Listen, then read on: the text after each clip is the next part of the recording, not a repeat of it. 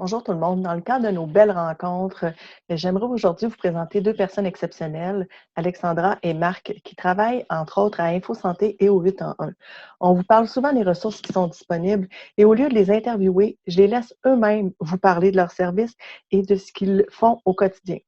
Le mot à retenir dans ça, c'est écoute. Vous allez voir, c'est deux personnes qui sont à l'écoute, autant un infirmier qu'un travailleur social.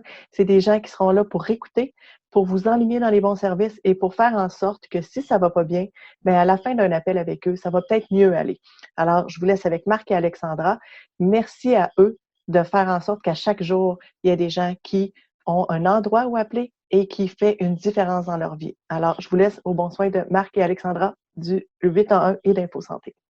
Bonjour, Alexandra, travailleuse sociale au 811 pour Info Social, accompagnée de mon collègue Marc, infirmier à Info Santé, dans le cadre de la Semaine nationale de la santé mentale qui a lieu du 4 au 10 mai. On veut que vous sachiez qu'on est disponible, notre service au 811, 24 heures par jour, 365 jours par année. Donc, dans l'optique de parler vrai, on veut que vous sachiez qu'à Info Social, si vous vivez une situation d'anxiété, que vous avez des inquiétudes pour des proches, des pensées ou des comportements là, qui vous questionnent, que vous sentez que vous avez besoin justement de parler des vraies choses, de parler de ce que vous ressentez, n'hésitez pas. Nous, on offre vraiment de la consultation psychosociale téléphonique. Puis, même quand on a besoin, là, on peut interpeller nos collègues infirmiers et infirmières à Info Santé. Vous, de votre côté, à Info Santé, Marc, qu'est-ce que vous offrez exactement? En fait, au niveau du service InfoSanté, la première chose à laquelle on pense, bien évidemment, c'est les problèmes de santé physique.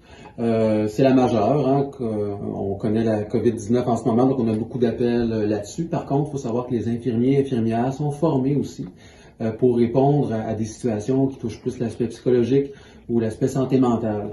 Ce que je veux qu'on retienne, dans le fond, comme Alexandra disait, on est là 24 heures sur 24, 7 jours sur 7. Comme ça, au téléphone, des fois, c'est plus facile pour les gens de nous parler. Même les gens peuvent demeurer anonymes s'ils le désirent. À quoi ressemblent les appels qu'on reçoit à InfoSanté au niveau infirmier-infirmière? Parfois, on a des situations de crise, effectivement, détresse aussi.